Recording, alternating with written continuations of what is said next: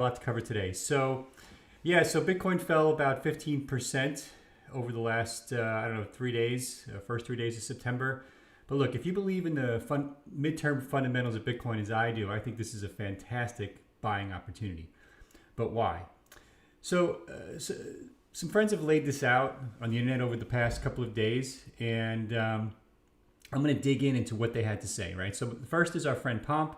So he basically broke it down like this, right? Look at the high level stats for Bitcoin as an asset. There's over 18 million Bitcoin in circulation. The supply schedule has been reduced yet again, as scheduled, after the Bitcoin halving earlier this year. This means fewer and fewer Bitcoin are going to be added over time.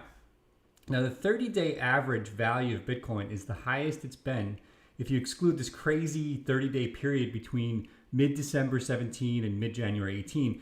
While we can't ignore that blow off, right, we can really discount that as an unsustainable euphoria.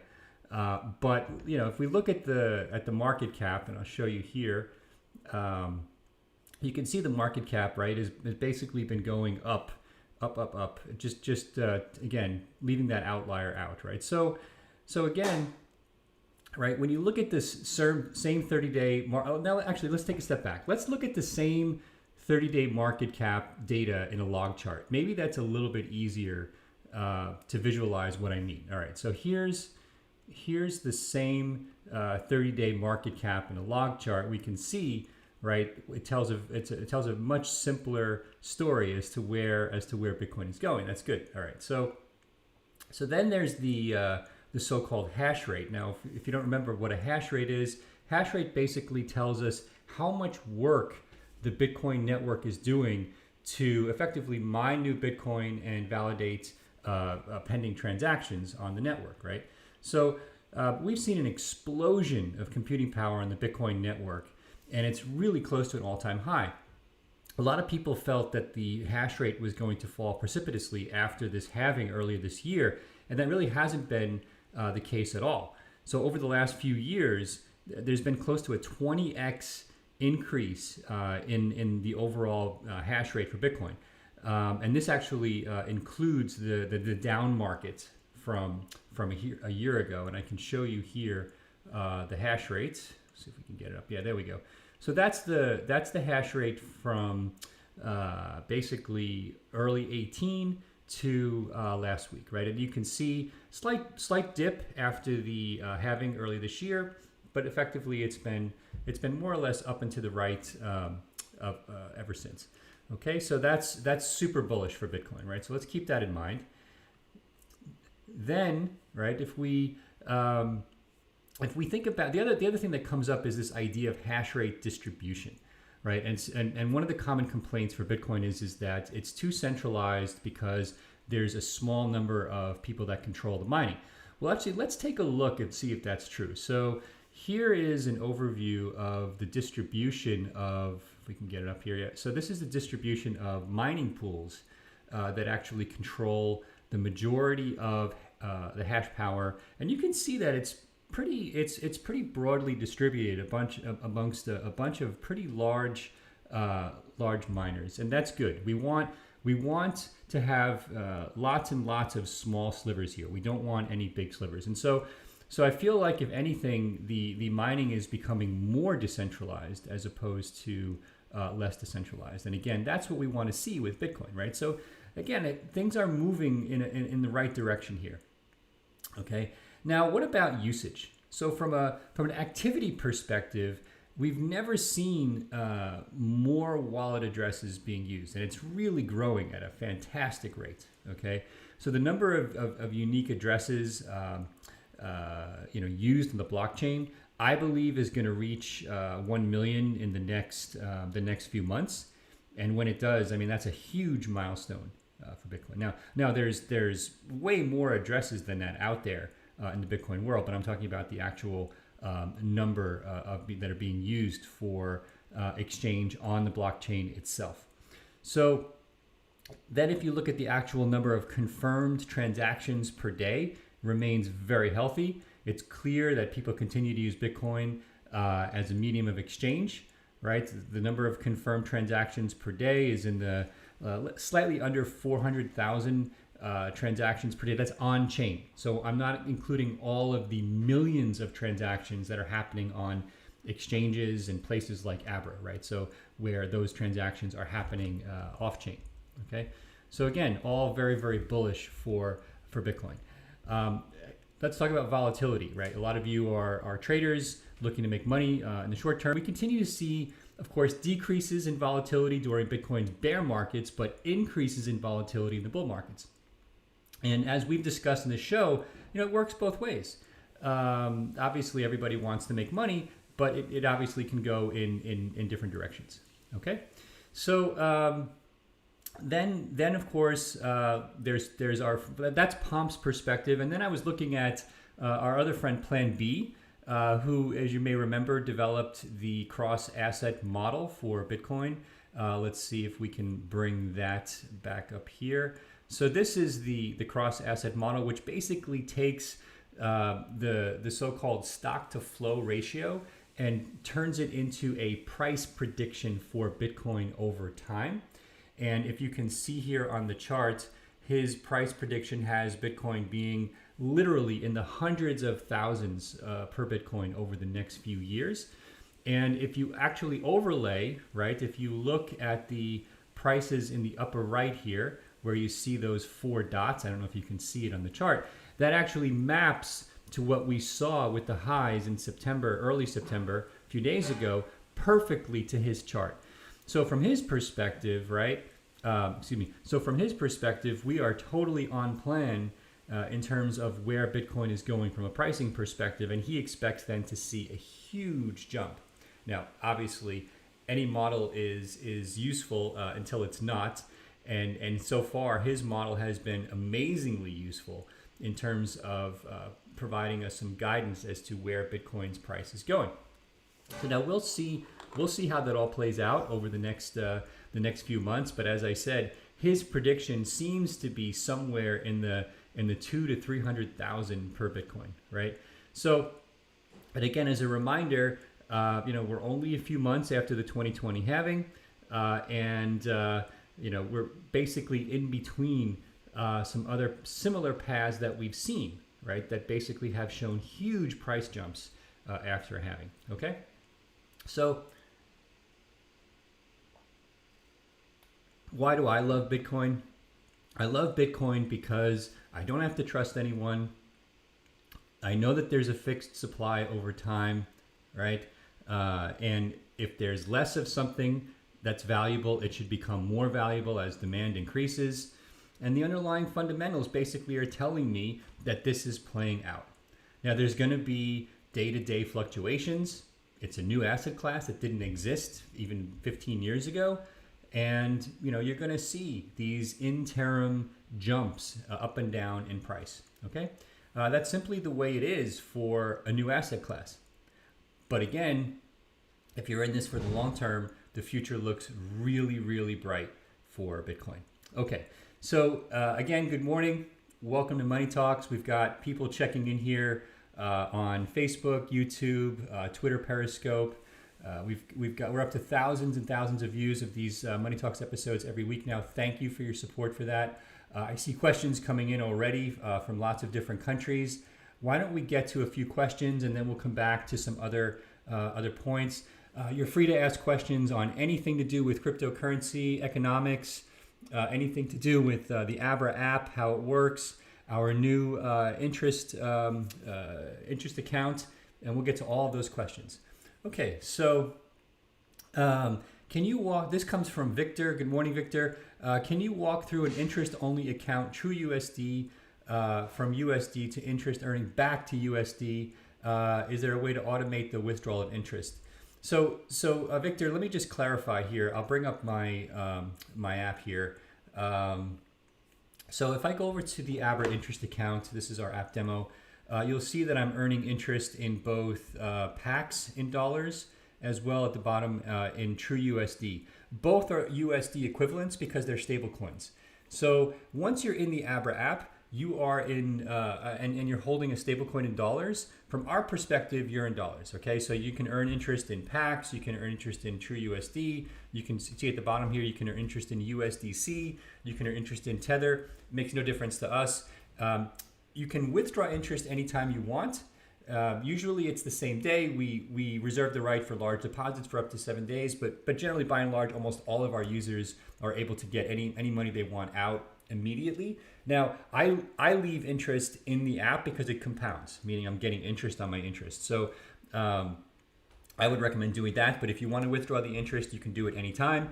Interest is generally paid out on Monday morning specific time, and like I said, it's available to you immediately once it's in the app. And I love getting those push messages on Monday morning that I have a new interest payment. So I hope that answers your question, Victor. If it doesn't, feel free to ask a follow-up. Also, if you have specific support questions related to Abra, we do have support folks that join us on our Money Talks calls and a show, and they're on Facebook and Twitter, even monitoring the YouTube questions. So feel free to ask questions anywhere. If it's specific to you, they may answer you directly, and if it's more of a general question, I'll try to get to it here in the show. Does Abra block anyone on buying crypto from them? This is a question from Patrick. Patrick, we do onboard people because we have banking partners that process the payments for cryptocurrencies. If you're depositing in dollars, for example, and you have to go through what's called the KYC or Know Your Customer process for onboarding. And every once in a while, there's a chance that somebody might be blocked for whatever reason, especially if they've committed some kind of fraud in the past. But generally, by and large, once you go through that KYC process, you're good to go. And we've had hundreds of thousands of people go through this process and no problems at all. So good question there. I'm confused on ways to transfer money to my account. Better explanation with examples would be very nice. So we have a bunch of examples on Abra.com, but I will show you here.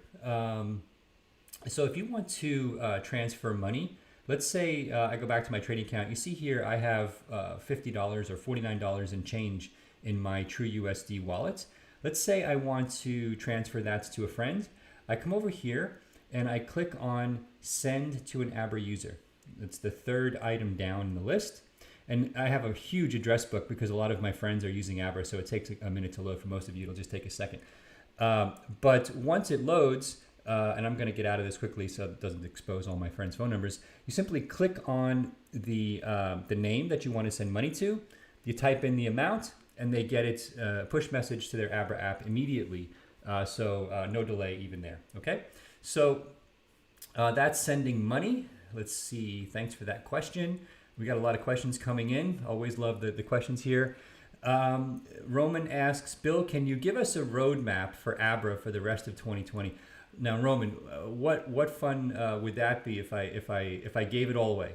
No, seriously. So we do have some awesome stuff coming down the pipe. As you know, we launched the Abra interest account for Bitcoin, Ethereum, and stablecoins, US dollar based. A few weeks ago, and the interest has been awesome. We've had millions coming in, dollars worth of deposits into the interest account. So we're very grateful for that. Thank you for your support. We are building on that. We're building more business partnerships through our institutional lending desk to generate low risk interest for all of you on those deposits. We've got more consumer facing features. We've got more cryptocurrencies coming. I'm not going to give it all away, but I would definitely invite you all to join next week because we've definitely going to have some surprises for you on next week's show as well. Okay, so sorry, Roman, I'm not going to give it all away today, but I promise you there's some pretty good, cool stuff coming down the pipe here. Walter asks, what tax documents are you required to fill as someone with a Bitcoin wallet / account? So Walter, this is a country-specific question, and I'm not a tax attorney or an accountant, but I'll answer from the U.S. perspective. Generally, you pay capital gains if you make a profit, for example, on trading Bitcoin. Abra gives you documents at the end of the year in the form of a transaction history that you can use, and you should be able to get a 1099 from Abra as well, which is, again, a U.S.-specific tax document on your interest earnings via the Abra app, okay? And then Raj asks, This is a question on the Abra deposits. Does Abra continue to hold a deposit for a period of days? And if people need to use the money or the interest that they generate quickly, this could be a deal breaker. So Raj, there's multiple ways to get money in and out of the Abra account. So let me show you here. So if I go back to my demo screen, let me go back to my home screen here. At the bottom right, there's a withdraw function. And you can see I can do a bank ACH transfer, a bank wire, I can send to a crypto wallet. And if I'm in other countries like in Central America, shout out to our friends in Guatemala, for example, or in Southeast Asia, shout out to our friends in the Philippines, for example. They also have a function to withdraw as cash, where they can walk into a cash outlet to do that. If you happen to use a bank ACH transfer to deposit money in the US, you may have a delay in withdrawing the money via ACH, and that's to prevent bank fraud. ACH in the US, our bank system here is arcane. I apologize for that. That's part of what we're trying to solve with crypto. Our bank system is arcane, and therefore it's rampant with fraud. And so to protect everyone, especially our users, from rising fees related to fraud, there is a hold on withdrawals related to ACH. Now you can still trade, you can still earn interest, but there's no delay if you deposit via wire or crypto. You can withdraw the money even via ACH immediately, okay? So I hope that makes sense. And we're always looking at ways to make everything faster, but for now, yeah, you can access the funds in real time if you come in via bank wire or crypto deposits, okay? How do you select cryptos to give interest on? Let's talk about giving interest on Digibyte. All right, shout out, it's from Joe. Shout out to the Digibyte community. We love you guys. So that's a good question about how we choose assets to pay interest on. So the most important requirement for interest is demand from borrowers, and not only demand from any borrower, but from a high quality borrower. And for us, a high quality borrower is someone who either has a significantly strong balance sheet and or has collateral that they can provide in a different asset, usually a different crypto asset like Stablecoin or Bitcoin, for example. And in the case of Digibyte, because we don't have yet the demand for the lending side, we're not yet in a position to pay interest on Digibyte. But if there are any companies out there that are looking, or institutional borrowers who are looking to borrow Digibyte, they should definitely get in touch with us, and we'll take a look at that, and then we'll be able to add that for interest payments. So thanks, Joe, for that question. Can you provide more information on the bank that holds the interest account? Also, what is the risk of the interest account? Okay, great question. So we work with a trust company. This is a US chartered bank trust company called Prime Trust, and they are our partner for these interest accounts that you see on the screen. So when you go through the onboarding process, when you provide your ID, your driver's license if you're in the US, or your passport if you're outside the US, you're actually getting an account at Prime Trust in addition to your Abra wallet, okay? And so that's why we have to go through that onboarding process. And they've been a fantastic partner. They're again, a regulated financial entity, and hence we have to follow whatever rules they have. In terms of the risk of the interest account, the way the account works, and I've written about this in prior newsletters and also talked about this on Money Talks in the past, so you can go back and take a look at that. But basically what's happening is that you are effectively generating interest, right, on the interest account by Abra effectively doing what a bank would do, except now the difference is you're getting most of that interest as opposed to the bank, all right? Right, the bank is generating lots of cash on your interest, even though, if you put money in Wells Fargo, the interest is effectively zero. Well, they are generating interest on it. They're just not giving it to you. They're keeping it for themselves. The difference here, of course, again, is that you're getting the interest. What we're doing in order to generate that interest or yield is we run an institutional lending desk that signs on high quality, high grade borrowers that are either collateralizing the loans or providing us, and providing us details on their own financials in terms of balance sheet, cash position, and that allows us to make risk-based decisions about lending. And we blend that across a large pool of of borrowers in order to keep the risks very, very low. We've never experienced a default, and hopefully we never will. But we continue to do our diligence on bringing on board very high quality business partners on the borrow side in order to generate the yield for you, and myself included as an Abra interest account user. Okay, does the crypto continue to fluctuate with the market? I assume that means if I'm earning interest, does the value of my interest of my crypto continue to fluctuate? The answer is yes. So as you can see, it says here that in this demo account, we have under interest earning BTC, which is Bitcoin, we have 4.572 Bitcoin, and the value of that Bitcoin is listed above. Now that value is relative to the price of Bitcoin right now. If I come back tomorrow, it'll be relative to the price of Bitcoin tomorrow. So I'm still taking risk on the price of Bitcoin. So if I want to go long Bitcoin, that's great. I can actually now earn interest paid in Bitcoin and continue to get the benefit of an increasing price in Bitcoin. So that if I want to sell the Bitcoin later, I get all the benefit, plus I get all the extra Bitcoin in the form of interest. Okay, and that interest continues to compound. So the interest that I earned this week will actually generate even more interest for me next week. Okay, so I hope that makes sense. Why is there different account requirements for interest accounts? Again, that is because you're getting an account with Prime Trust in addition to your Abra wallet, and we have to basically fulfill the requirements for onboarding with them. Greg asks from Facebook, are there any updates on the new cryptos that are coming? All I can tell you, Greg, is join us next week, and I promise you we'll have some fun and talk about new cryptos. All right, I'm not going to give too much away, otherwise my team will get mad at me. So Catherine Rhodes asks, hey Catherine, how's it going? Where'd you get that cool shirt? So Catherine, great question. So this is actually from our friends at Coin Center. Coin Center is a Washington, D.C. based kind of lobbying organization that does a lot of work in the crypto space, working with regulators, and we're a benefactor, and they were very kind enough to send me this really cool Bitcoin shirt. It's one of my favorite shirts. So thanks for the question.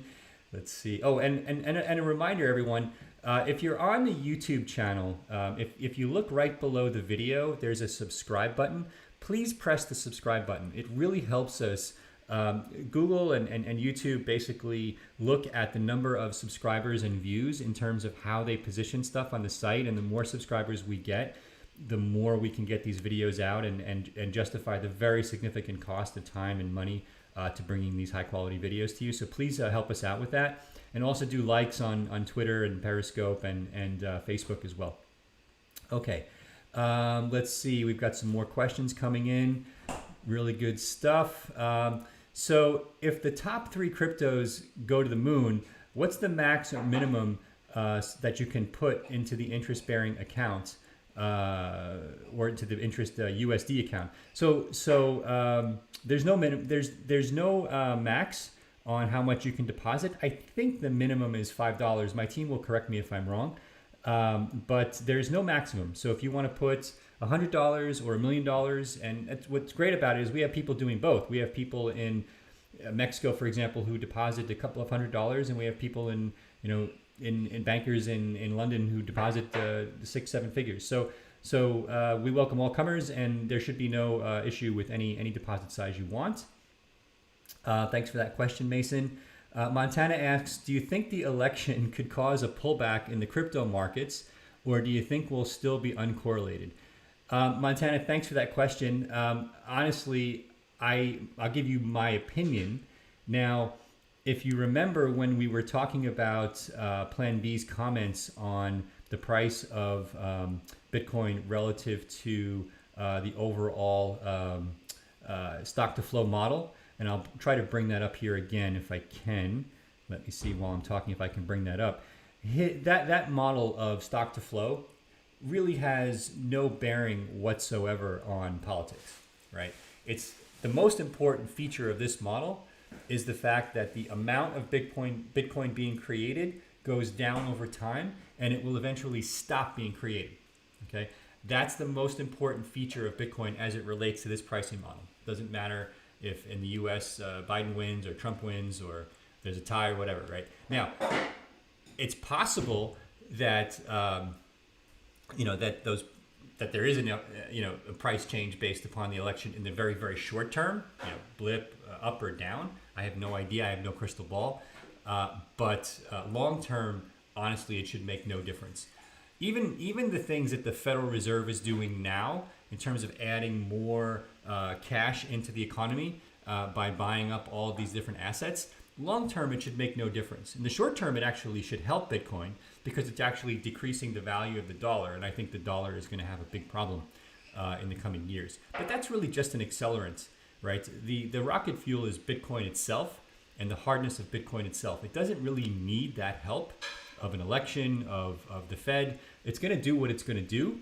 But we'll take any help we can get along the way. And, let's never underestimate the U.S. government's ability to provide that help and its ability to do stupid things. All right. So will you be allowing Spark tokens with XRP? So that's from Mason. Hey, Mason, good question. We've been getting this question a lot. Don't mind the people on Twitter asking this constantly, but just to set the record straight. So we work with third-party custodians and exchanges for the Abra app. So if I just go back to the, get off the Plan B thing here, go back to the app. So if you see the list of tokens that we support in the app, we have to work with our exchange partners and custody partners to determine which tokens go on this list. And if they add I believe it's called the Spark tokens, then Abra will look at doing that as well. All right. All right. So can you clarify the wire fees?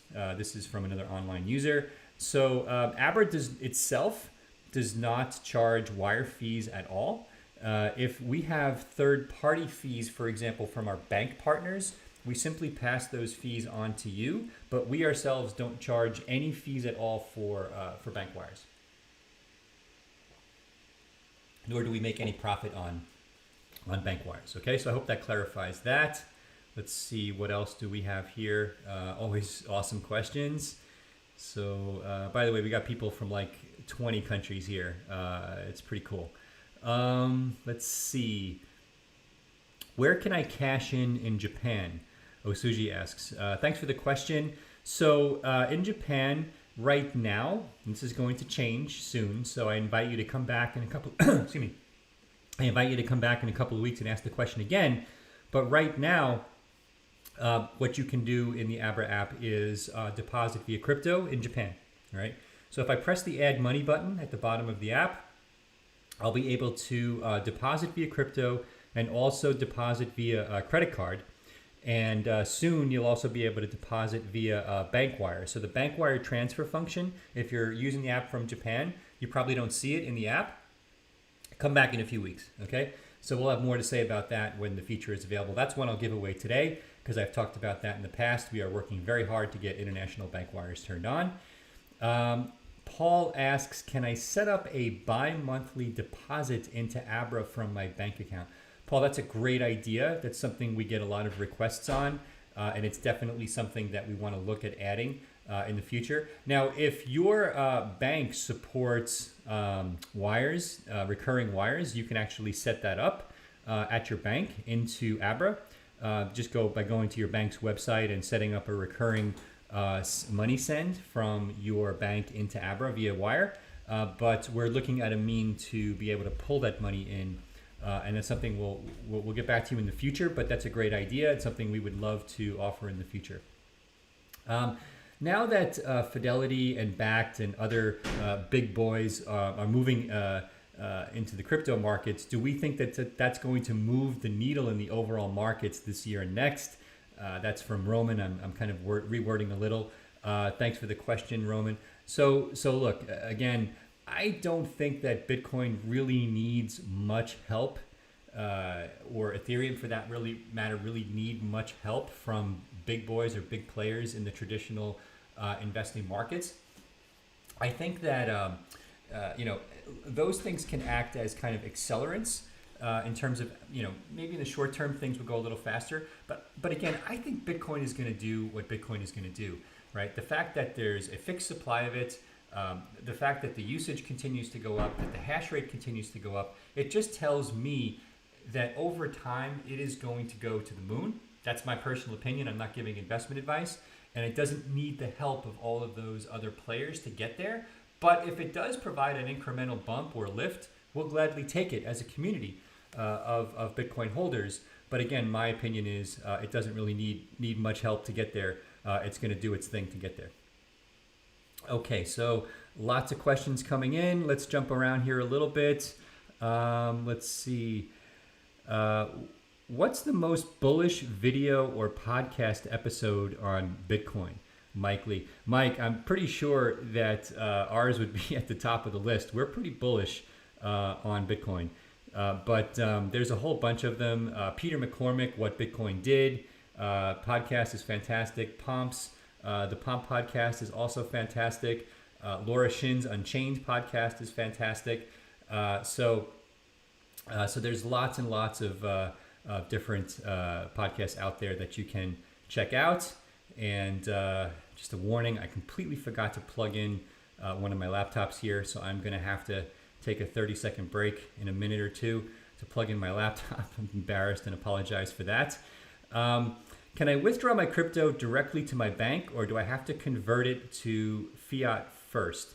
And that is from a Facebook user. So yes, you have to convert to fiat first, I believe. So let me take a look here. So if I want to send crypto via bank wire, right, I just basically put in my bank details, right, and I can submit via bank wire. But generally what you want to do is you want to basically convert from Bitcoin to true USD and then withdraw that way, okay? And then the money will just go right to your bank account, all right? So easy peasy, no problem.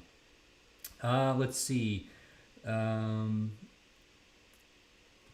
lots of questions. Which one should we take? We're getting some questions about people upgrading their wallets. And let me just clarify this for a second, all right? So a couple of things.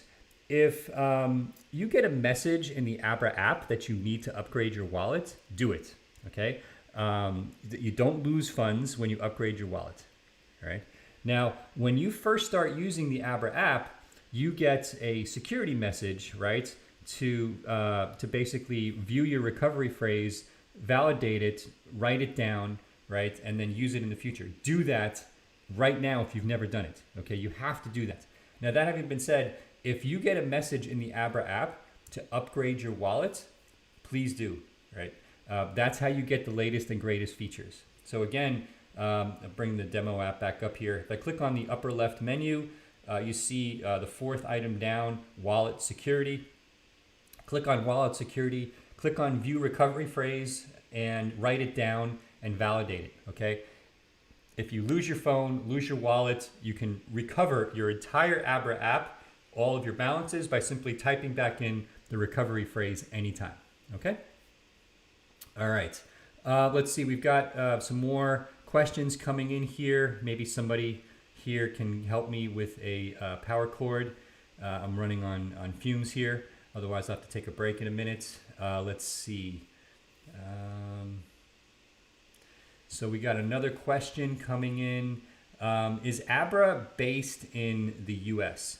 So yes, Abra is headquartered in the US, but we have staff in different countries, including not only the US, but we have staff in Asia, we have staff in South America, and we're looking eventually to add staff in Europe as well. Okay, so we're based out here in Silicon Valley. I'm obviously at my home during shelter in place, but we're normally based in beautiful Mountain View, California, right down the road from Google. Okay, so let's see what else. Okay, somebody just brought me a power cord, so give me 1 second here. We're gonna plug that in. Thank you.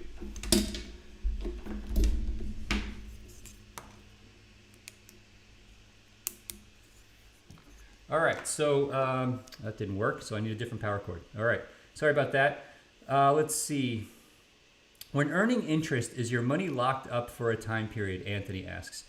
Anthony, so we basically ask that you give us a few days to process a withdrawal, but your money is not locked up, right? So generally, if you ask for a withdrawal, you're going to get the money the same day, but usually, allow for 1 or 2 days to process a withdrawal. Okay. Thanks for that question. Now we have some power, so no breaks required. Thanks for your patience, folks. All right, there we go there. So more questions. Let me jump around here a little bit. What does it take to have an interest account? I have an account in Abra, but it does not say trading or interest. Raju asks that question. So Raju, if you don't see the interest account tab on the app, and let me go back to my demo here to show you. Let's see. All right. So if I'm in my Abra app here, and you see the interest account on the right side. If you don't see that, that's because you haven't upgraded your Abra app in the App Store. You have to go to the App Store on iPhone or the Google Play Store if you're on Android, and download the latest version of the app. Your wallet will get upgraded, and you will see the interest account tab on the right-hand side. If you don't see that, again, you haven't upgraded. So please upgrade to the latest version of the Abra app. You should be doing that constantly because we're always bringing great new features to Abra, and we would love to have you have those features, but you can't get them if you don't upgrade to the latest version. Okay, I hope that makes sense. All right. If Alex asks, let me see if I understand this question. If I deposit $5,000 for 7 days, what will be my profit? All right, so rather than try to do that in real time, I would suggest you go to Abra.com, and there's a interest calculator on the site, and you can use that interest calculator to test your interest. Also, I was just reminded by my team, if you are in New York, you will not see the interest account product. That's the only state in the US where we don't provide the interest account, and we hope to in the future. That's because of their stringent bit license rules, which other states don't have, and hopefully we'll be able to deal with that in the future, okay? So just a reminder that everything I said about upgrading will work for you unless you're in the state of New York, and there right now we don't provide service, okay? So let's see. Roman asks, Bill, will you be talking to Charlie Lee of Litecoin anytime soon for an update on that project? So we love Charlie.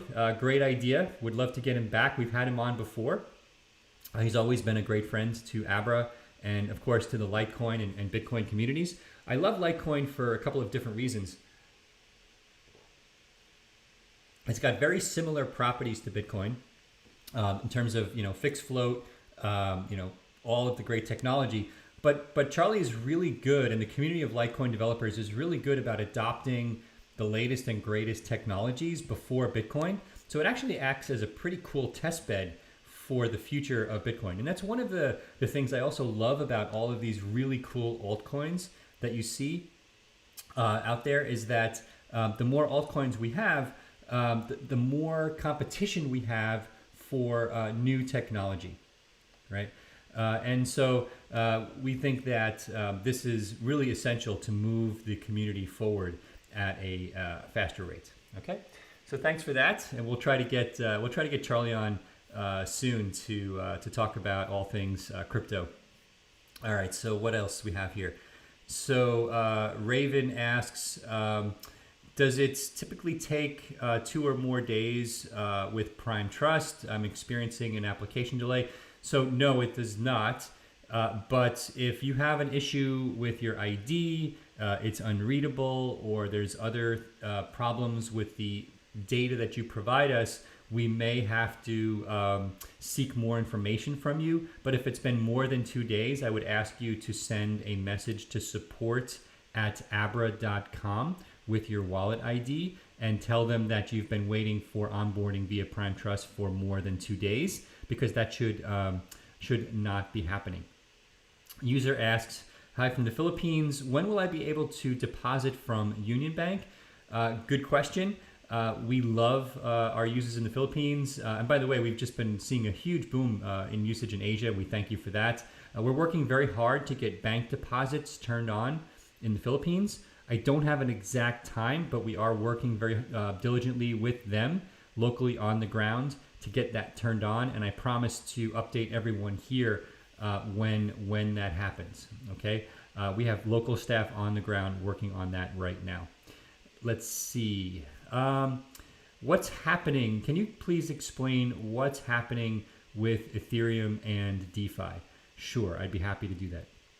So look, right now, it has just been a crazy week, right? So Ethereum reached some crazy price, like I think it was like 480 or close to 500 if it didn't actually reach 500, right? So it's since fallen back down to about 385, right? Which is a pretty healthy drop because it had spiked, I think, too quickly.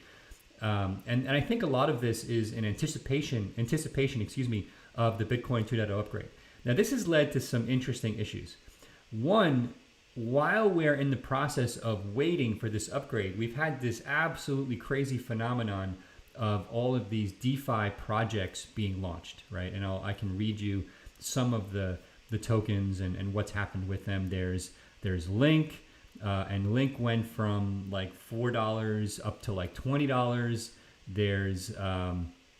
There's Dot, which basically went from $2 to like $7 and then back down to $4. And there's more, right? Now, this has created a lot of problems for Ethereum, right? It's also created a lot of demand for Ethereum because you have to feed those transactions some gas. If you're using one of these online decentralized exchanges to swap your DeFi tokens, which some of you in the Abra community are doing, you've noticed that the amount of ETH or gas that you have to pay for these transactions has gone through the roof. And the reason is every single one of those transactions uses the Ethereum network. As a result of this, we've seen gas prices for Ethereum skyrocket.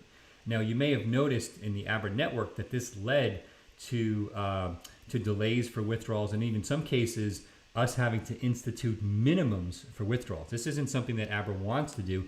If the withdraw fee or the send fee that you're paying on the Ethereum network is $20, it doesn't make a lot of sense to send $5 worth of Ethereum. And that's what happened last week. We were seeing gas prices on Ethereum for some transactions of up to $20. Now, this has come way down in the last few days, luckily, and hopefully it will stay there. But right now, it's pretty low. It's pretty bad and pretty congested, and Ethereum 2.0 cannot come fast enough. So let's come back to DeFi for a second, right? So basically what's happened is that a bunch of these projects have released tokens that are actually getting more interest than the project itself, right? This is happening because basically these new decentralized exchanges are now able to turn on tokens in real time. Now, this is very dangerous stuff, folks. If you think that Bitcoin and Ethereum is somewhat risky, then I'm telling you flat out, a lot of these DeFi tokens are super risky. So please tread carefully. As I say, I personally put somewhere between 5 and 10% of my money into Bitcoin and Ethereum at any given time. And I put a much, much smaller amount into different altcoins, and then an even smaller amount into some of these DeFi tokens.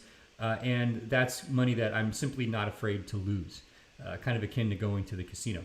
But with Bitcoin and Ethereum, I'm all in, and I basically leave that for the long term. And I have my long-term bet that the price of Bitcoin, as we've discussed, is going to go into the hundreds of thousands. I have no idea what's going to happen with these DeFi tokens. I really don't. Some of the projects, as I've said in the past, are very interesting, right? The fact that we have these competing technologies to help even Bitcoin move forward and become more decentralized, add more transactional capabilities, add more smart contract capabilities is all very interesting to me. But just realize it's super early days. There's not a lot of applications yet being built on these new platforms. And until that happens, a lot of this run up in price for their tokens is pure speculation. There's nothing wrong with that per se. Just go into it with eyes wide open and do your homework. More importantly to most Abra users, until we have the Ethereum 2.0 upgrade that I've talked about in the past, we're going to continue to see congestion on the Ethereum network. And the more interest we see in these decentralized or DeFi projects, the more congestion we're going to end up having with Ethereum. So happy to answer any questions. I saw a bunch of questions on this topic, so of the Ethereum transfer fees and the gas fees, and so I thought I'd address it head on. Again, we want the Ethereum gas fees to be zero. That would be my preference, but obviously the network is the network, and so hopefully 2.0 will help relieve that congestion. Okay, so we've got some more questions here. Roman asks, hey Roman, thanks for all the questions today. Shout out to you. What do I think about the Polkadot project? So Roman, I've read a little bit. I haven't really read enough to have a strong opinion. I will take a look at it and ping me on Twitter, and I promise to provide some comments. But right now, I would say I would say I'm not far enough along. It basically the whole idea of Polkadot, if I remember correctly, it tries to enable cross-blockchain transfers between different data types. Very interesting idea. Very noble idea as well. I'll dig in a little bit more and try to come up with more of an opinion. But right now, I'm just looking at the technology, and I'd say the technology is very interesting. You can go to polkadot.network and check it out for yourself. Thank you for that question. We've got some more coming in. Let me jump to the bottom here. This one just came in. Do you think that using a bridge platform like Syscoin will ease the ETH gas fee? Well, in most cases, using ERC20 tokens is not going to help, and because they actually work on the Bitcoin. On the Ethereum network, right? So every time you do a transaction, now Syscoin itself is not an ERC20 token, but obviously most of the tokens out there, the kind of altcoins are, and that creates issues. Not all of them, or most of them, but a lot of them are. So there's not much we can do about that. But using other low-cost, scalable platforms like Syscoin can definitely help. And as I said, we need the competition, right? And so providing interoperability with ERC20 tokens, which is what Syscoin is trying to do, can help a little bit, but it only helps in the sense that you're getting those transactions off of the Ethereum blockchain. But if you need those transactions to be on the Ethereum blockchain, it doesn't really help. So again, I actually think the Syscoin project itself is pretty interesting, and you can go to syscoin.org to check it out. It's supposed to be super high transaction throughput using this DAG technology, directed acyclic graph technology, which IOTA was the first, I think, to launch with a few years ago. Cool question, and let's keep them coming. Let's see what else. Do you have an opinion on which stablecoin we should use when using the Abra interest account? So you can deposit any stablecoin into Abra, even DAI, and DAI you can convert then to Tether or TrueUSD to generate interest. But in terms of, if I go back to my demo here, in terms of storing PAX or TrueUSD, USDC, or Tether, we don't really care. We treat them all the same. In terms of if you're coming in via Bitcoin or another crypto, I would recommend converting to TrueUSD, which is what you see at the top of my screen here, TUSD. And the reason for that is that we use TrueUSD to process withdrawals, and that's our base dollar currency for anybody who's holding dollars. And so you save one step on the withdrawals, and there might be a tiny spread a couple of pennies on moving between like a DAI and a PAX, or a PAX and a Tether. You avoid all of that if you're using TrueUSD and Abra. But again, for the average user, it really doesn't matter which stablecoin you use. They all work just fine in the Abra app, okay? And I'm seeing that a lot of our questions here are being answered by our support team. Thank you for that. Let's see, who is paying more than 10% currently to Abra to borrow your stablecoins? And why would anybody do that when the federal bank rate is near zero? That's a great question. So obviously the reason that we're able to pay you 10% on your US dollar deposits is that somebody else is paying us more than 10% to borrow those deposits. Now, generally, those deposits that we're lending out are to lenders who are either collateralizing that or have a very, very strong balance sheet. Generally, these are other companies in the cryptocurrency space, not exclusively, but generally they're companies that are in the cryptocurrency space, and they're not going to be able to go to a bank, walk into Wells Fargo and say, hey, give me a loan for 5%. And by the way, because the Fed rate is near zero doesn't mean that the banks are lending at zero. The banks are basically doing loans, depending on mortgage or personal loans. Most personal loans are in the 6 to 10% range, just to be clear. And so the loan rates that we're paying are over 10, or loan rates that we're seeing are over 10%, but they're from companies in the cryptocurrency space that are not really traditional borrowers in the banking world. And this allows them to basically grow their business, but in a way that's relatively safe for our borrowers because of the balance sheet and collateral requirements that we put on our users. So I hope that makes sense, okay? Again, just because the Fed rate is at zero does not mean that the banks are lending for zero, are lending money out for zero interest, okay? Let's see. Raju asks, for US citizens, what is the essential difference or differences for anybody using Abra versus another exchange or wallet like Coinbase? So obviously I'm here because of Abra. I'll let them speak to their own service, the other companies, but I'll give you a couple of distinctions, right? The first is if you go back to the app, right, we have way more currencies than anyone else out there, right? I'm not familiar with any other app out there that has all of the differences that we do in terms of just the sheer number of currencies and the ability to exchange between any of them. I apologize, I lost my demo screen here. I was going to bring it back up.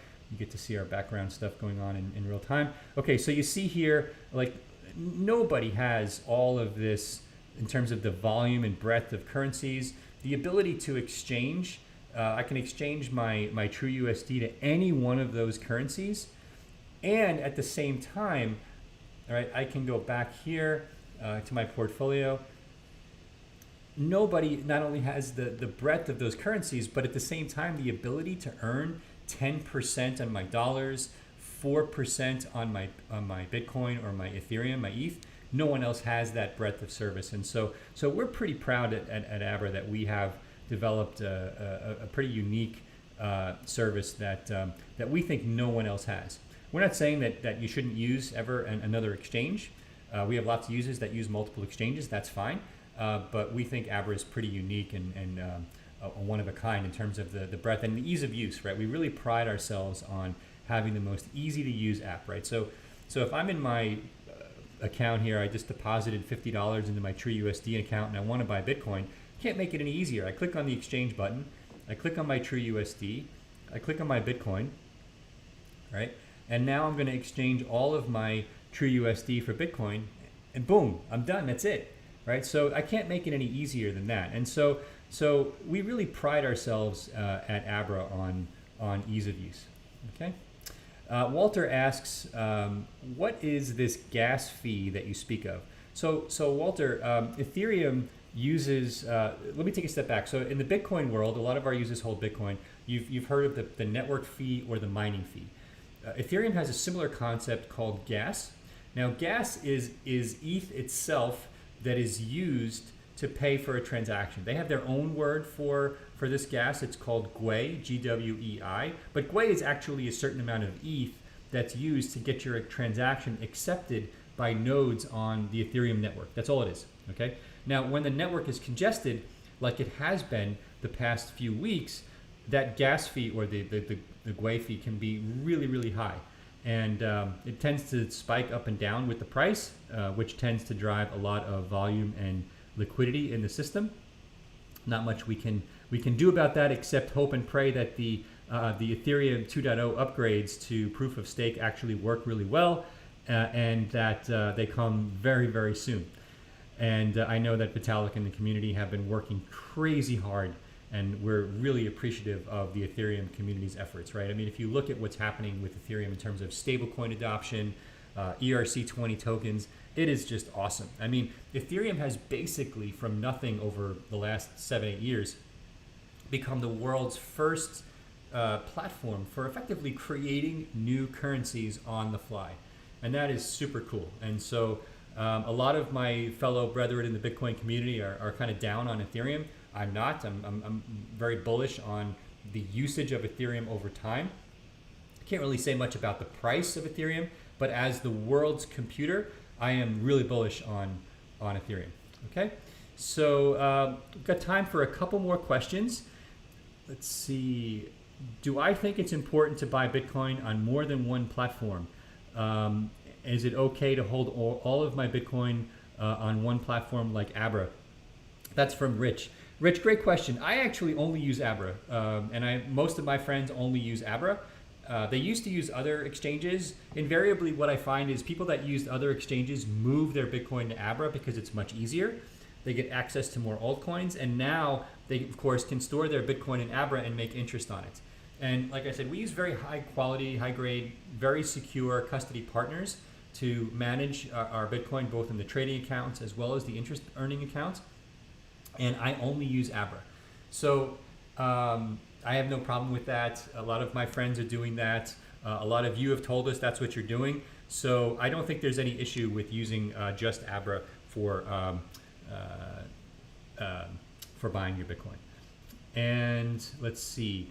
If I'm banned from buying Bitcoin in Abra, why doesn't Abra tell me why? Patrick, so the issue here is that the banking system as it relates to Bitcoin is ripe and rampant with fraud, and Abra is basically working constantly with our bank partners to improve the onboarding process and eliminate false positives.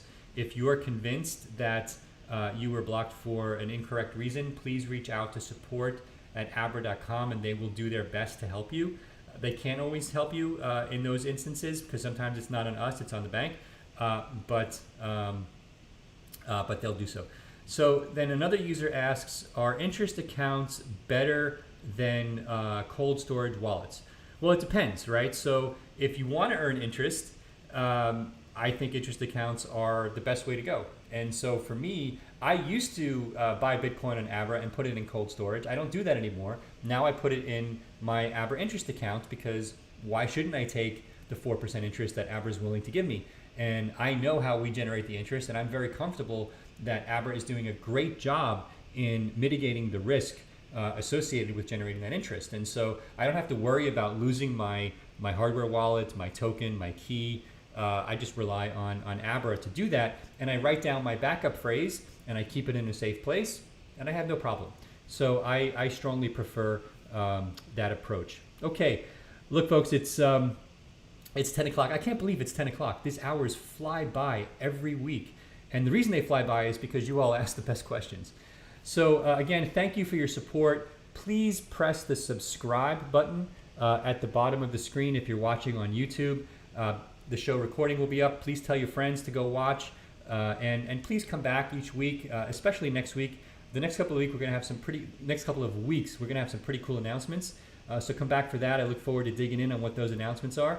I dropped a few hints today, so if you go back and watch again, maybe you'll pick up on what those were. And have a great weekend. Stay safe. If you're in the Bay Area, I hope you're doing okay with all the fires going on, and hope everybody's continuing to stay sane during the shelter in place. We're all doing the best we can. So again, have a great weekend. Stay safe. We'll see you next week on Money Talks. Thanks, everyone.